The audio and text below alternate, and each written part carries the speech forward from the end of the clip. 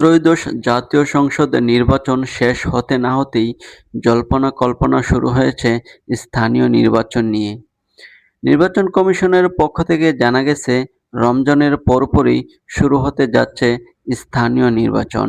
আর city কর্পোরেশনের নির্বাচনের মধ্য দিয়েই শুরু হতে যাচ্ছে স্থানীয় নির্বাচনের ভোট যুদ্ধ। যার কারণে রাজনৈতিক দলগুলো কোন সিটি কর্পোরেশনে তাদের কোন প্রার্থী দিবে সেটা নিয়ে অলরেডি আলোচনা শুরু করেছে।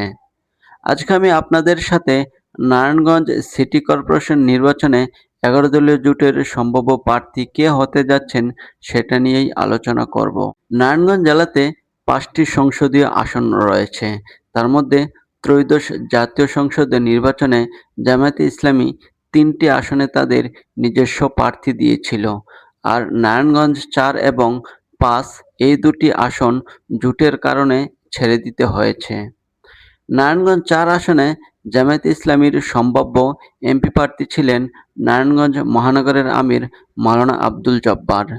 জোটের স্বার্থে এ আসনটি এনসিপির প্রার্থী অ্যাডভোকেট আবদুল্লাহ আলামিনকে ছেড়ে দিলে তিনি জাতীয় নির্বাচনে জয়লাভ করেন।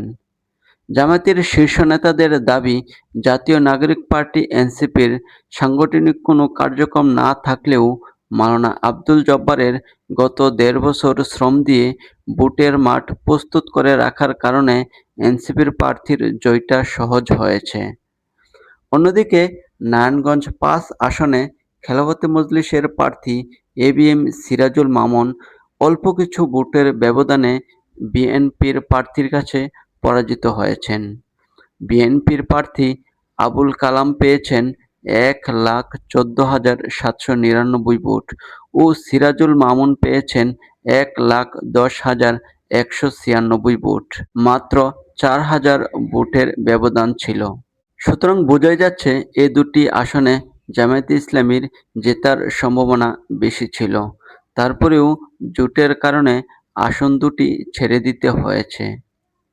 নারায়ণগঞ্জ ৪ এবং ৫ আসন নিয়েই গঠিত নারায়ণগঞ্জ সিটি কর্পোরেশন। রাজনৈতিক অঙ্গনে এখন জোর আলোচনা চলছে সিটি নির্বাচনে জামায়াত কি নিজের প্রার্থী দিবে নাকি জোটের জন্য ছেড়ে দিবে। স্থানীয় নেতাদের ভাষ্য অনুযায়ী জাতীয় নির্বাচনে আসন সমঝোতার সময় আলোচনা হয়েছিল, জাতীয় নির্বাচনে আসন ছেড়ে দিলেও সিটি কর্পোরেশন নির্বাচনে প্রার্থী দিবে জামায়াতে ইসলামী। আর সম্ভাব্য প্রার্থী হিসেবে আলোচনায়ও আছেন মাওলানা আব্দুল জব্বার। যদিও এখন পর্যন্ত কেন্দ্রীয়ভাবে কোনো আনুষ্ঠানিক ঘোষণা আসেনি, কিন্তু লক্ষ্য করলে দেখা যায় জাতীয় নির্বাচন থেকে সরে দাঁড়ানোর পরও মাওলানা আব্দুল জব্বার ভোটের মাঠে সক্রিয় ভূমিকা পালন করছেন, জেলার বিভিন্ন কর্মসূচিতে অংশগ্রহণ করছেন।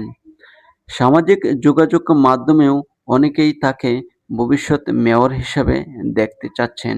জাতীয় নির্বাচনের সময় জেলার সবার মন জয় করে নিয়েছিল এই তুখোড় রাজনীতিবিদ। এখন পর্যন্ত ১১ দলীয় জোট বা জামাত আনুষ্ঠানিকভাবে কোনো মেয়র প্রার্থীর নাম ঘোষণা করেনি। তবে রাজনৈতিক মাঠের বাস্তবতা এবং স্থানীয় আলোচনা বলছে আব্দুল জব্বার শক্ত অবস্থানে রয়েছেন। নারায়ণগঞ্জ সিটি নির্বাচন সামনে রেখে রাজনীতি এখন জমে উঠেছে। আপনার কি মনে হয়, মাওলানা আব্দুল জব্বার ১১ দলীয় জোটের মেয়র প্রার্থী হচ্ছেন, নাকি শেষ মুহূর্তে বদলে যেতে পারে পুরো সমীকরণ? আপনার মতামত কমেন্টে লিখুন আর ভিডিওটি শেয়ার করুন। সাথে থাকার জন্য